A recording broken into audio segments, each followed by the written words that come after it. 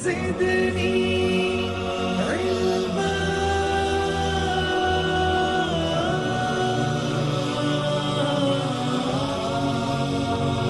رب زدني علما.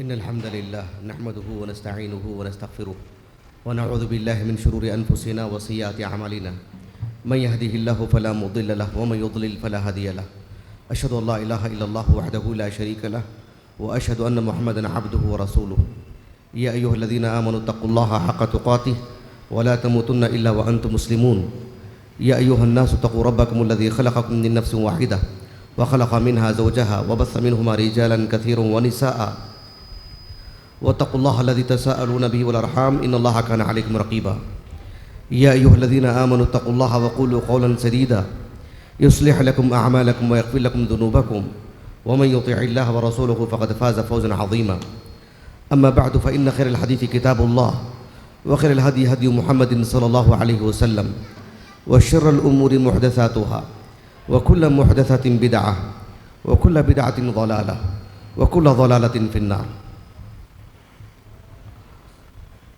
انشاءاللہ تعالی آج کی اس نشست میں مجھے جس موضوع کا مکلف کیا گیا ہے اس سلسلے میں نہایت اختصار سے کچھ باتیں آپ کے سامنے رکھوں گا. اپنی بات کے آغاز سے پہلے ایک بات یہ کہ اس نشست کا جو آغاز تلاوت کلام پاک سے ہوا، نام کیا تھا؟ حافظ یعقوب نام تھا، حافظ یعقوب جامی. تو ہم یوٹیوب میں بہت ساری قراتیں سنتے ہیں لیکن اتنی اچھی قرات براہ راست میں نے بہت دنوں کے بعد میں نے سنا ہے. تو مسلم معاشرے میں جو عرف ہے کہ کسی کی قرات اچھی ہو، نظم اچھی ہو، تو ان کے لیے ہدیے بھی دیے جاتے ہیں. تو انشاءاللہ ان کو ہماری طرف سے 500 روپے ہدیہ ہے. بہت اچھی قرات رہی ان کی الحمدللہ. حافظ یعقوب جامی صاحب بہت دنوں کے بعد براہ راست ایک اچھی قرات سننے کو ملی الحمدللہ.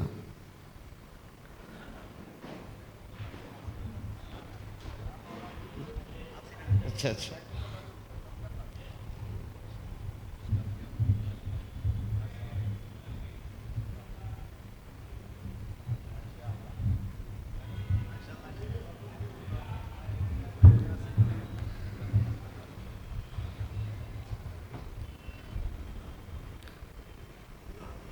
یہ جو نشست ہے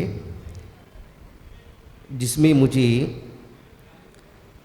یہ بتانا ہے کہ عوام کو اہل علم سے اپنا ربط کیسے پیدا کرنا چاہیے اور علماء کو عوام سے کیسے قریب ہونا چاہیے، یہ موضوع پچھلے چند سالوں سے سوشل میڈیا پر بہت ہی گرم ہے.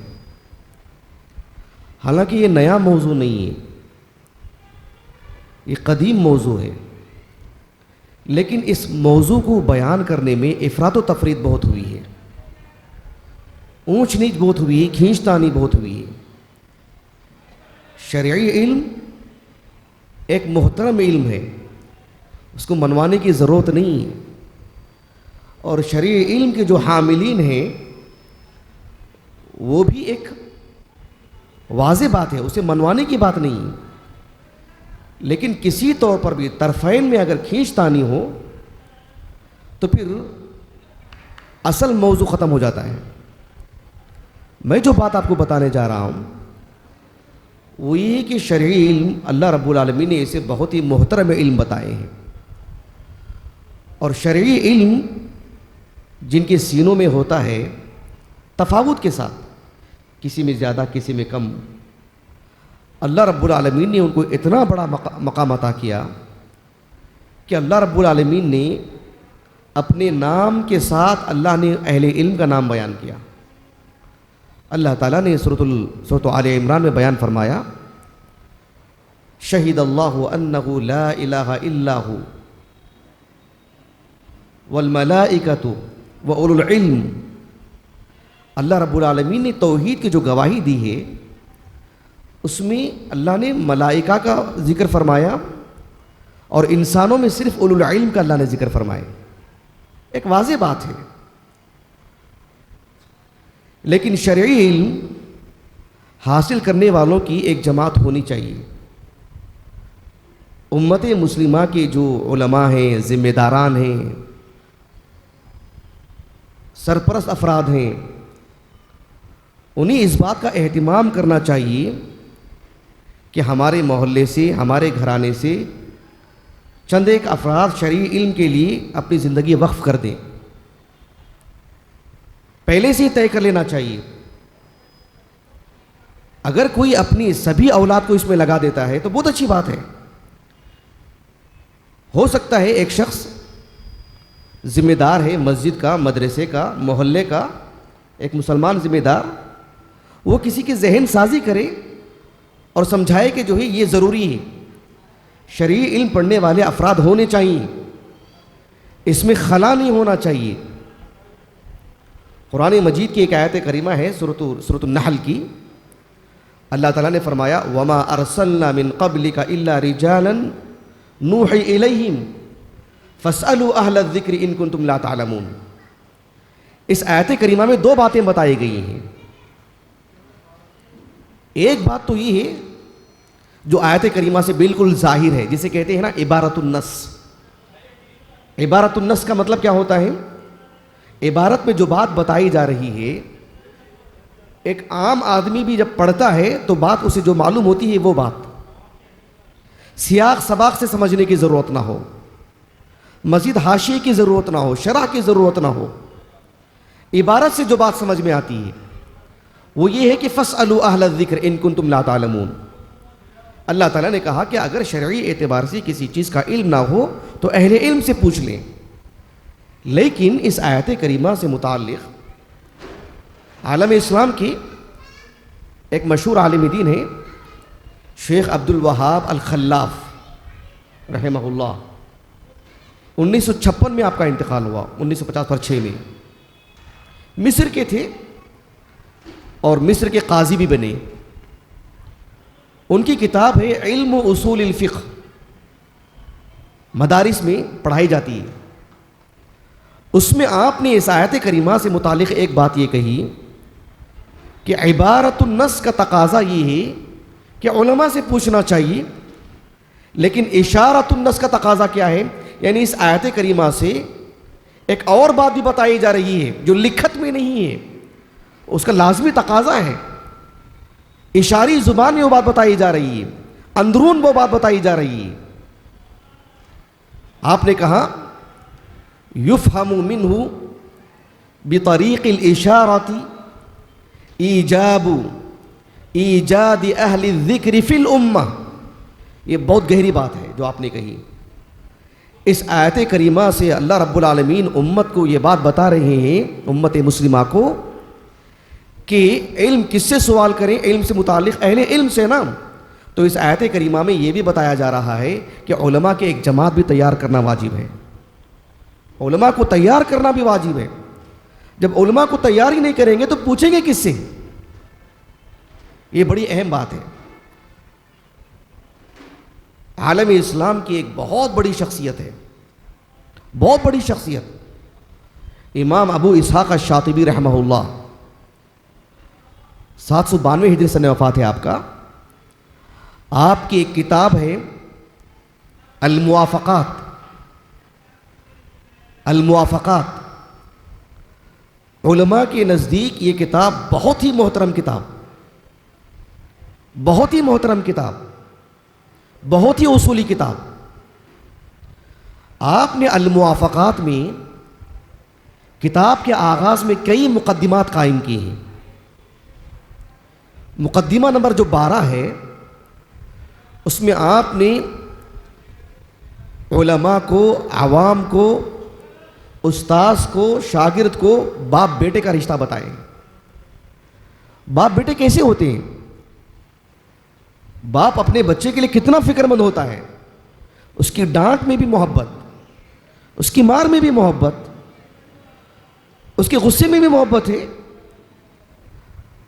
اور اگر وہ کسی بنیاد پر 2 دن بات نہیں کرتا ہے تو اس میں بھی ایک محبت ہوتی ہے. یہ معاشرے میں ہم دیکھتے نہیں ہیں. کہا کہ استاذ ایسے ہونا چاہیے طلبہ کے لیے. ایسے نہیں ہے کہ وہ بس دوری اختیار کرتے جائے, نفرت کا اظہار کرے. جیسے عام طور پر ہوتا ہے, استاذ کا مطلب یہ ہاتھ میں چھڑی ہونا, چھوٹی موٹی باتیں مارنا, ہر دن کھڑا کرنا, مثلا اس کی عزت نہیں کرنا, اس کی توہین کرنا, اس کی جسامت, خط و قامت اور اس کے خاندان قبیلے کو رکھ کر کے اس پر عیب جوئی کرنا. استاذ کو کبھی ایسا ہو ہی نہیں سکتا ہے, کیونکہ باپ کبھی اپنے بیٹے سے متعلق ایسی گفتگو نہیں کرتا ہے. بیٹا بھی ایسی ہی باپ کے لیے سب چیزیں بھلا دیتا ہے, اس کی عقیدت میں, اس کی محبت میں. تو یہ باپ بیٹے کا جو رشتہ ہوتا ہے بڑا اٹوٹ رشتہ ہوتا ہے. استاد اور شاگرد کا بھی ایسی ہی, علماء اور عوام کا بھی ایسی ہی, امام اور مصلیوں کا ایسی ہی. اس میں درمیان میں کوئی چیز حائل ہونی نہیں چاہیے. اس موضوع سے متعلق گفتگو کرنے کی حاجت ہی نہیں ہونی چاہیے. اتنا محترم اور اتنا پیارا رشتہ ہے یہ. امام ابو اسحاق الشاطبی رحمہ اللہ نے اس بات کو بیان فرمائے کہ انسان جو علم حاصل کرتا ہے, کہا کہ اس کے 2 طریقے ہیں. انسان جو علم حاصل کرتا ہے, انسان کوئی بھی انسان, اللہ رب العالمین نے انسان کی فطرت میں جو علم کے حصول کے جو ذرائع رکھے, کہا کہ 2. کہا کہ ایک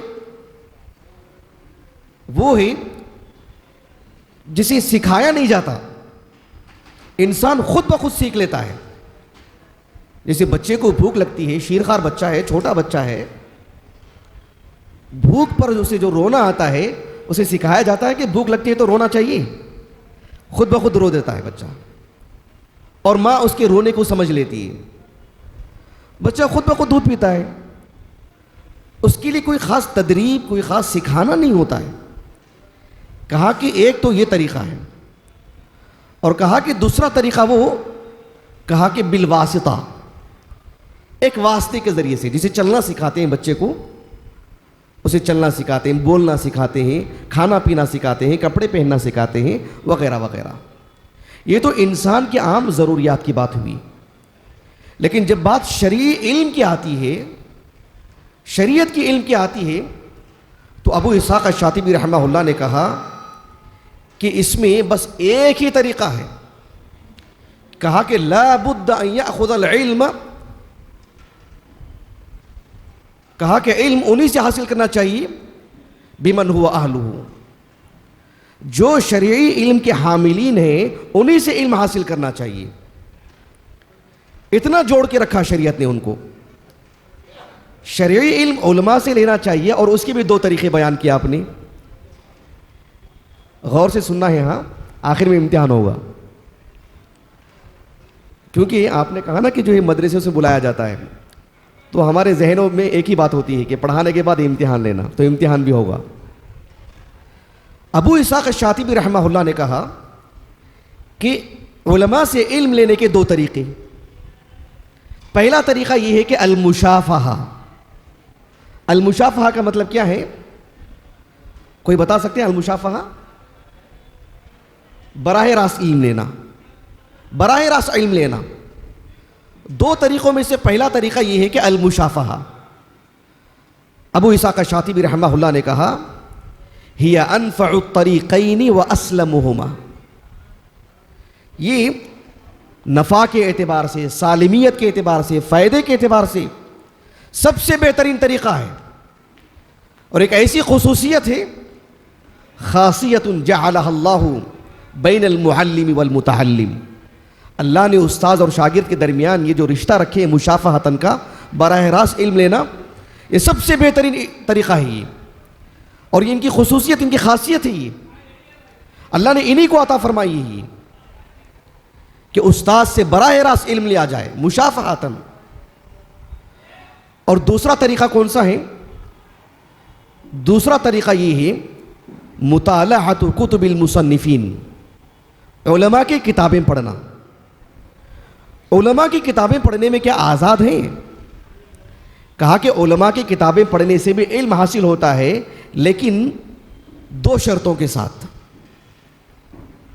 یہ کوئی تنگی پیدا نہیں کی جا رہی, دباؤ نہیں ڈالا جا رہا ہے.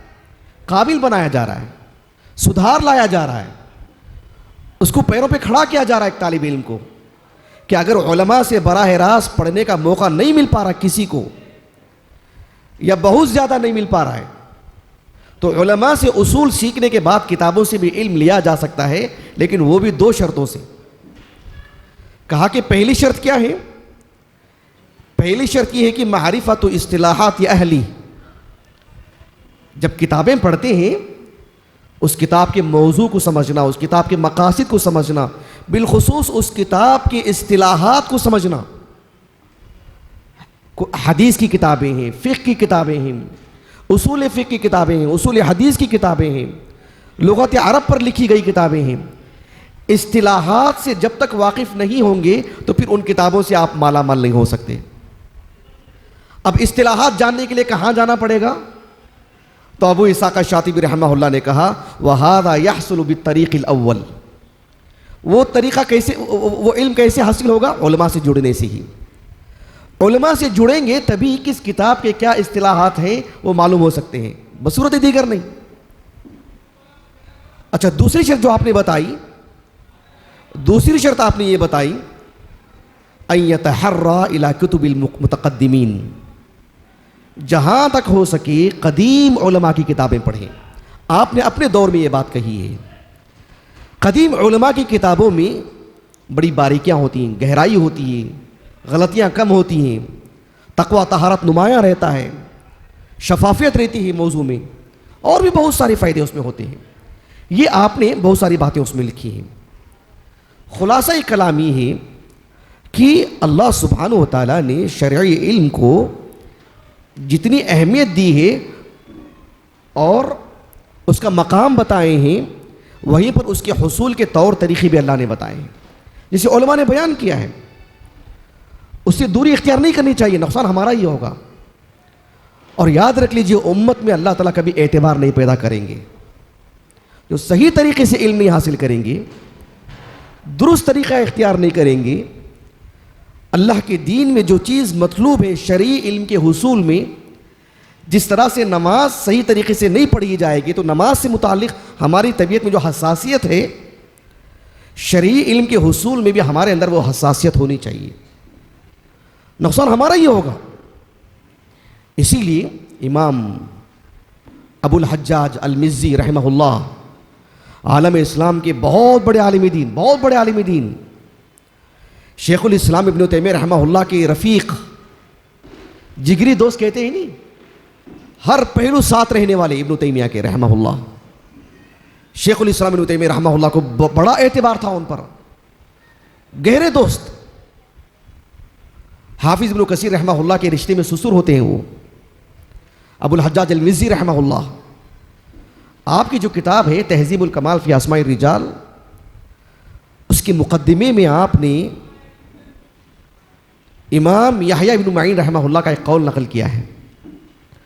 آپ نے کہا کہ آلۃ الحدیث الصدق، الشہرۃ، الطلب، وترک البدع، واجتناب الکبائر۔ آپ نے کہا کہ حدیث کے جو آلات ہیں، حدیث کو پڑھنے پڑھانے والوں کے جو خصائل ہیں، جو خوبیاں ہیں، جو ضروریات ہیں، کہا کہ الصدق، قول میں عمل میں سچے ہوں، سچائی ان کی زندگی کا حصہ ہو۔ فوٹو لے رہے ہیں۔ اور دوسری بات کہی کہ الشہرۃ، الشہرۃ کا کیا مطلب ہے؟ الشہرۃ کا مطلب یہ ہے کہ علم و فضل میں علماء کے مابین، امت کے مابین، عوام کے مابین ان کا مقام ہو، ان کی شہرت ہو۔ کہاں انہوں نے بچپن سے پڑھا ہے، حفظ کیا ہے، پھر جو ہے انہوں نے دینی علم حاصل کیا ہے، اساتذہ سے پڑھے ہیں، اور ایک زندگی لگائی ہے انہوں نے، اسی میں رہے ہیں۔ یہ بات ہونی چاہیے، یہ مطلب ہے شہرتوں کا۔ آج سوشل میڈیا کا دور ہے، جس کے ہاتھ میں موبائل ہے، جس کے پاس یوٹیوب چینل ہے، وہ اپنی ایک ویڈیو ڈال سکتے ہیں اس میں، اور شہرت حاصل ہو سکتی ہے۔ وہ معنی نہیں شہرت کا۔ شہرت کا معنی یہ ہے کہ علماء کے مابین، عوام کے مابین، امت مسلمہ کے مابین معروف ہوں، امام بخاری صرف علماء کے مابین نہیں، عوام کے مابین نہیں، سب جانتے ہیں آپ کو، آپ کس درجے کے عالم دین ہیں.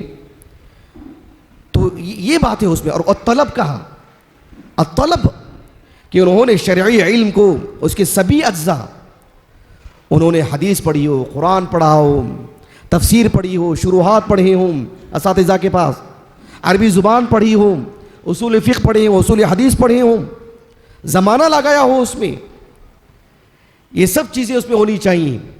بدعات سے وہ دور ہوں، کبیرہ گناہ ان کی زندگی میں نہ ہو. یہ سب کہا کہ آلۃ الحدیث ہیں یہ سب. آج سوشل میڈیا کا دور ہے، یوٹیوب چینل پر آپ کو 50 چہرے ملیں گے آپ کو، جس کی آواز بلند ہے، جو زیادہ دیر تک بولتے ہیں، یا سمجھ رہے ہیں آپ، دنیا بھر میں اردو زبان میں، انگریزی زبان میں، یہ زبان کا جو چٹخارا ہوتا ہے، آپ اس کو دور رکھیں، شرعی علم کی نزاکت کو سمجھیں. اگر کسی کو مشکل ہو رہی ہے تو اللہ سے دعا کریں. امام بدر الدین ابن جماعہ رحمہ اللہ کی کتاب ہے تذکرۃ السامع والمتکلم، اس میں آپ نے ایک بات کہی کہ ینبغی للطالب ان یقدم النظر ویستخیر اللہ فی من یأخذ عنہ العلم. کہا کہ ایک طالب علم کو اللہ تعالیٰ سے استخارہ کرنا چاہیے، دعا کرنا چاہیے، خیر مانگنا چاہیے کہ اللہ میں کس سے علم حاصل کروں، کس سے مجھے ٹھوس علم ملے گا. اس طرز پر علم حاصل کریں گے تو پھر اللہ رب العالمین ترقی دیتے ہیں، پھر اتقان پیدا ہوتا ہے. میں یہ باتیں کیوں بتا رہا ہوں آپ کو کہ شرعی علم صحیح طریقے سے حاصل کریں گے، درست طریقے سے حاصل کریں گے تو اس کے بہت فائدے ہیں اس کے.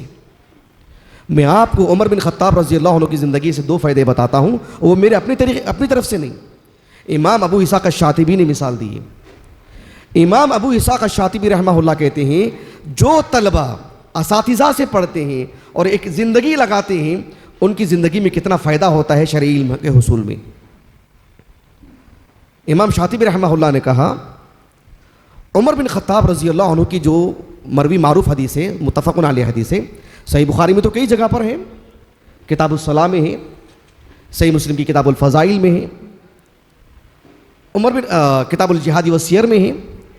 عمر بن خطاب رضی اللہ عنہ کہتے ہیں وافقت ربی فی 3، کہ 3 امور میں نے میرے رب کی موافقت کی ہے.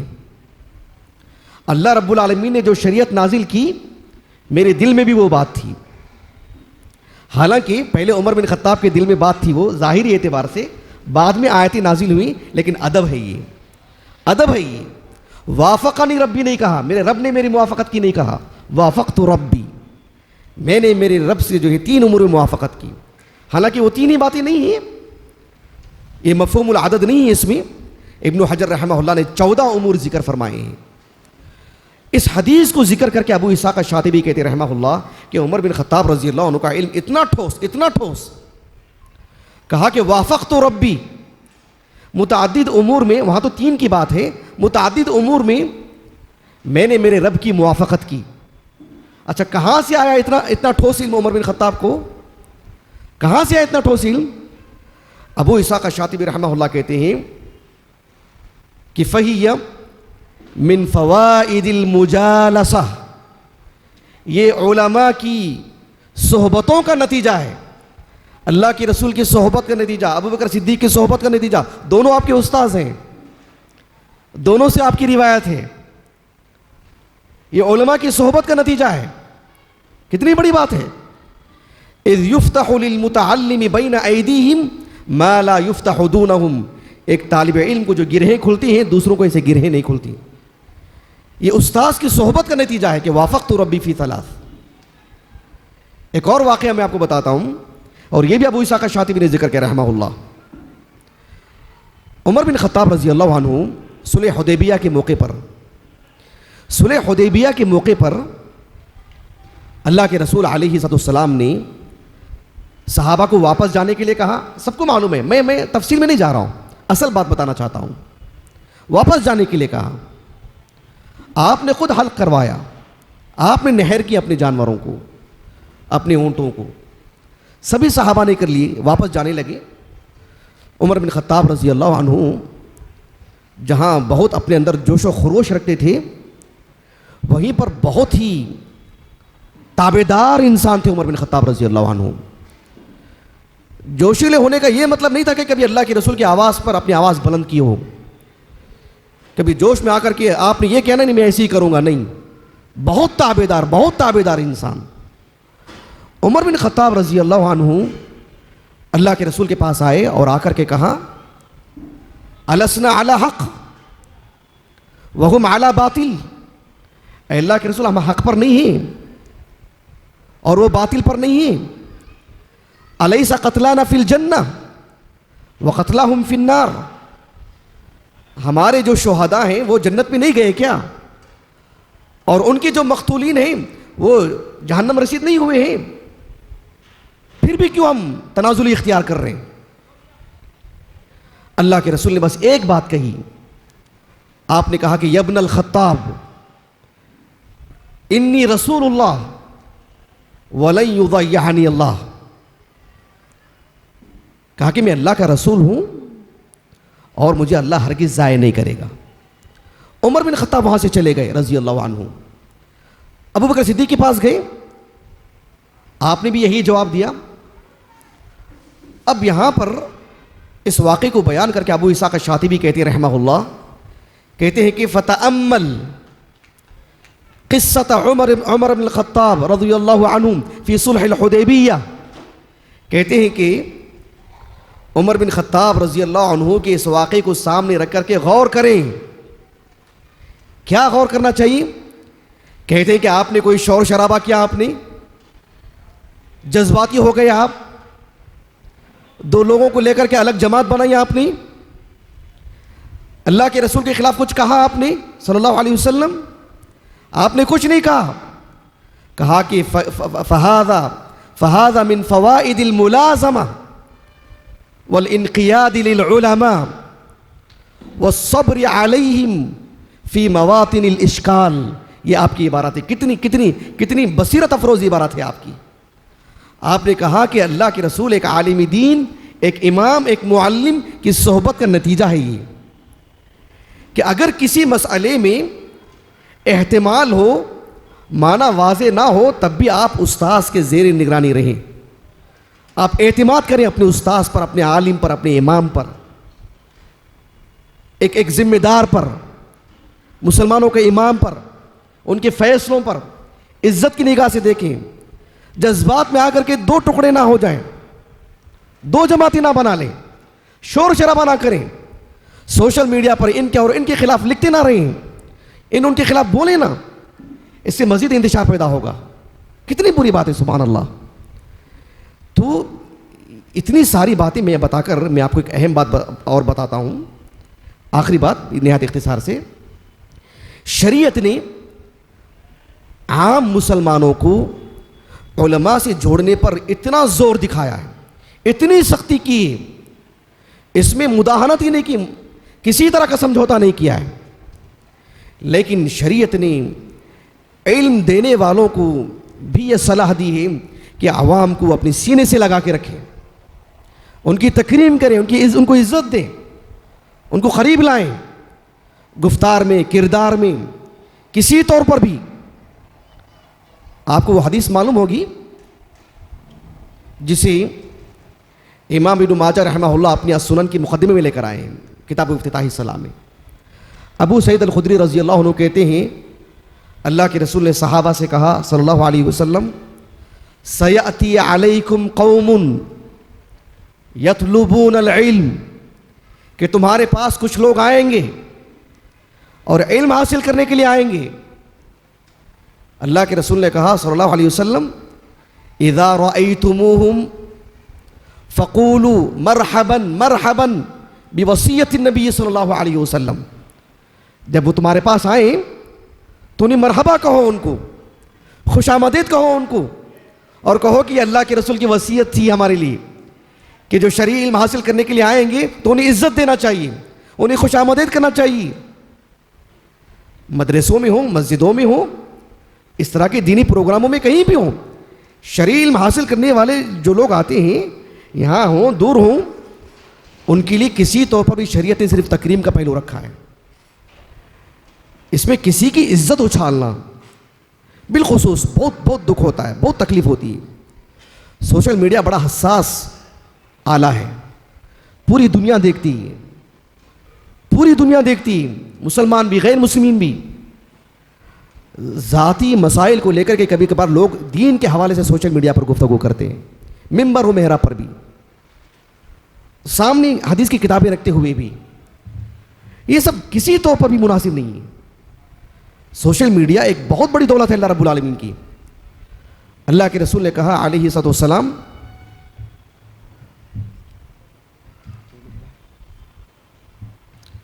آپ علیہ الصلوۃ والسلام نے کہا بوصیت النبی صلی اللہ علیہ وسلم، کہا کہ اقنوہم یعنی علموہم، انہیں علم سکھاؤ. اللہ کے رسول علیہ الصلوۃ والسلام بحیثیت نبی آپ کے کئی مناصب ہیں، آپ ایک معلم بھی ہیں. معلم کو اللہ کے رسول صلی اللہ علیہ وسلم نے ایک والد کا درجہ دیا ہے. انما انا والدکم، ابھی جو میں نے سنن ابن ماجہ کی جو روایت پیش کی نا، شیخ البانی نے حسن کہا ہے اس کو. یہ جو سنن ابی داؤد کی حدیث ہے انما انا والدکم جو کہا اللہ کے رسول نے، ایک والد کا مرتبہ کیا ہوتا ہے، ایک رشتہ کیا ہوتا ہے بچوں سے، وہ بچوں کے لیے کتنا فکر مند ہوتا ہے. معاشرے میں ایک آدھ کوئی باپ ہوگا جو اپنی ظلم کی داستان سناتا ہوگا کہ میرے بچوں نے ایسا کر دیا. ایک آدھ کوئی باپ، ایک آدھ کوئی ماں کرتی ہوگی، ایک آدھ کوئی بچہ کرتا ہوگا، کوئی ایک شوہر کوئی ایک بیوی سوشل میڈیا پر آ کے بات کرتے ہیں، ورنہ کوئی بھی اپنے گھر کی بات باہر لے کر نہیں آتے. تو معلم اور متعلم، امام اور مصلی، عوام اور علماء یہ باپ بیٹے کی طرح ہیں. اپنی کسی طرح کی ایسی ناخوشگوار مسائل ہو سوشل میڈیا کا کبھی حصہ نہیں بننا چاہیے. اللہ کے رسول علیہ السلام ایک معلم ہیں. ایک معلم سے متعلق بنیادی بات یہ ہے کہ اس کے اندر ترحم کا جذبہ ہونا چاہیے، ترحم کا جذبہ ہونا چاہیے. اللہ سبحانہ و تعالیٰ نے قرآن مجید میں فرمایا سورۃ التوبہ کے آخر میں، لَقَدْ جَاءَكُمْ رَسُولٌ مِّنْ أَنفُسِكُمْ عَزِيزٌ عَلَيْهِ مَا عَنِتُّمْ حَرِيصٌ عَلَيْكُمْ بِالْمُؤْمِنِينَ رَءُوفٌ رَحِيمٌ. ہو سکتا کچھ لوگ یہاں پر حافظ قرآن ہوں گے، نہیں بھی ہیں تو مراجعہ کریں جا کر کے. جو آیت کریمہ میں نے پڑھی ہے نا، سورۃ التوبہ کی آخری سے پہلے والی آیت کریمہ ہے. دلچسپ اور حیران کن بات یہ ہے، اس آیت کریمہ میں اللہ کے رسول علیہ السلام کے رؤوف اور رحیم ہونے کو بتایا جا رہا ہے، جبکہ آپ پوری سورت اٹھا کر کے دیکھو اس میں جہاد کے مسائل ہیں، اس میں منافقین پر پکڑ کی بات ہے، مواخذے کی بات ہے، اس میں سخت سے سخت احکام نافذ کیے گئے ہیں. ساعۃ العسرہ کا ذکر ہے اس میں. اتنی سنگینی اس صورت کے اندر دکھائی دیتی ہے ظاہری طور پر، لیکن رسول کا تعارف اسی صورت میں بتایا جا رہا ہے کہ رؤوف الرحیم.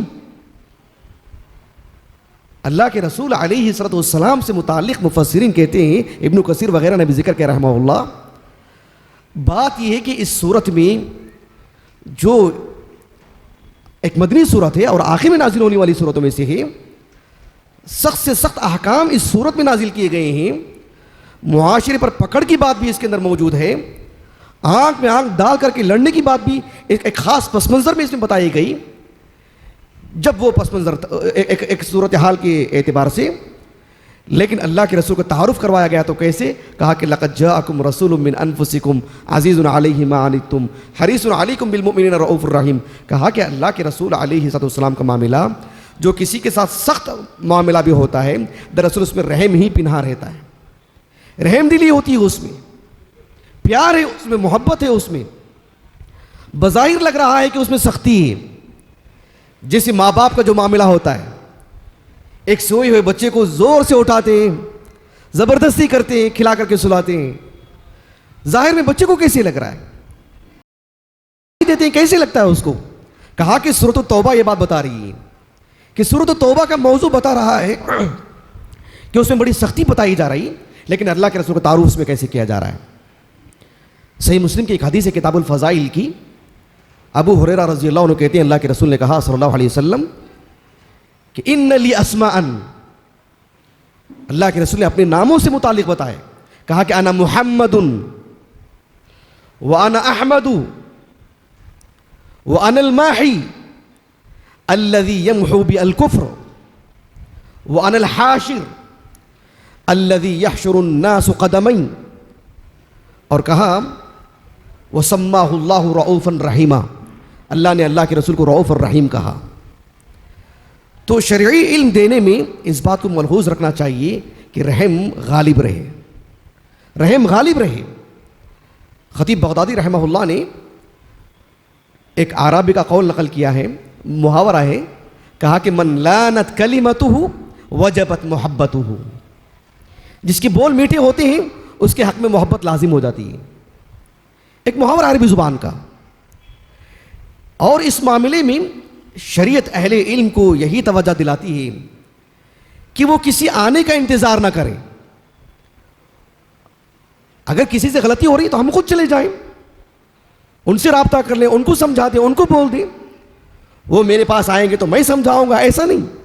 خطیب بغدادی رحمہ اللہ کی کتاب الجامع لاخلاق الراوی و آداب السامع، اس میں آپ نے علماء کا کردار بتاتے ہوئے کہا کہ امام بخاری کے استاذ رحمہ اللہ ابو عاصم النبیل رحمہ اللہ، وہ کہتے تھے کہ لو لم تجیئونا لجئناکم، تم ہمارے پاس نہیں آؤ گے تو ہم تمہارے پاس آ جائیں گے۔ اللہ کے رسول صلی اللہ علیہ وسلم سے اتنی محبت تھی صحابہ کی۔ آپ جانتے ہیں ایک بات، آخری بات میرے موضوع سے متعلق، کہ صحابہ جب روایت بیان کرتے ہیں نا، سمعت من رسول اللہ صلی اللہ علیہ وسلم یا قال رسول اللہ صلی اللہ علیہ وسلم، صحیح مسلم کی حدیث ہے، علی بن ابی طالب کہتے ہیں رضی اللہ عنہ، قال حبی صلی اللہ علیہ وسلم نہانی ان اقرأ راکعا وساجدا، کہتے کہ نہانی حبی، میرے محبوب نے مجھے منع کیا۔ اللہ کے رسول کا نام نہیں لے سکتے۔ سنن ابی داؤد کی روایت ہے، ابو ہریرہ کہتے ہیں رضی اللہ عنہ، سمعت حبی ابا القاسم صلی اللہ علیہ وسلم، کنیت سے محبت میں اللہ کے رسول کا جب نام لیتے ہیں تو شرف اور سعادت اسی میں ہے، بلکہ تعظیم کا تقاضا یہ ہے کہ رسول اللہ کہیں صلی اللہ علیہ وسلم، لیکن محبت میں کہا کہ سمعت حبی ابا القاسم، وہ کہ جھوم کے نام لے رہے ہیں۔ تو یہ کب ہوگا؟ یہ کسی طور پر بھی مناسب نہیں ہے۔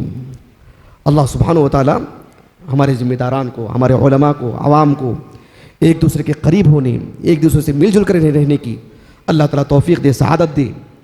ملک کے صورت حالات تو اتنے خراب ہوتے جا رہے ہیں کہ ہندو مسلم ملنے کے لیے تیار ہیں، بلکہ ملنا چاہتے ہیں۔ ہم اس میں اب بہتری سمجھتے ہیں کہ ہم قریب رہیں، اور پھر مسلمان ملنے میں کتنی نزاکت ہونی چاہیے، اندازہ لگائیے۔ پھر ایک عقیدے کے حامل ہوں، ایک منہج کے حامل ہوں، چھوٹی موٹی بات کو لے کر سوشل میڈیا پر ایک ہائی پیدا کر لینا، دوریاں پیدا کر لینا، ذمہ داران کو بانٹ دینا، علماء کو بانٹ دینا، عوام کو بانٹ دینا، یہ بتائیے یہ کون سا دین ہے؟ یہ بتائیے، یہ غیر سنجیدگی ہے سب۔ اللہ تعالیٰ ہماری حفاظت فرمائے۔ اللہ سبحانہ و تعالیٰ محترم قاسم بھائی کو اجر عظیم سے نوازے۔ تقریباً آج کتنے 27 جو ہے رجب کی 27 رجب ہے، تقریباً ایک ماہ پہلے یعنی ربیع الاخر کے 27 تاریخ لگ بھگ تب سے رابطے میں ہیں اس پروگرام کے لیے۔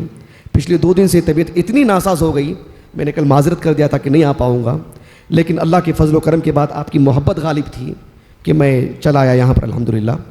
اللہ رب العالمین ہمارے یہاں پر ملنے جلنے کو اور کچھ کہنے سننے کو اللہ تعالیٰ ہمارے لیے ذخیرہ آخرت بنائیں۔ اور یہاں پر ہمارے بڑے موجود ہیں، شیخ عبدالرحیم خرم جامین، ہم بچپن سے دیکھتے آ رہے ہیں الحمدللہ۔ تو اچانک آپ آ گئے، زبان میری بند ہو گئی تھی، اور ہمارے مولانا ثناء اللہ مدنی بھی ہیں۔ اللہ رب العالمین سب کو اجر عظیم سے نوازے۔ بارک اللہ فیکم جمیعاً، وآخر دعوانا الحمدللہ رب العالمین۔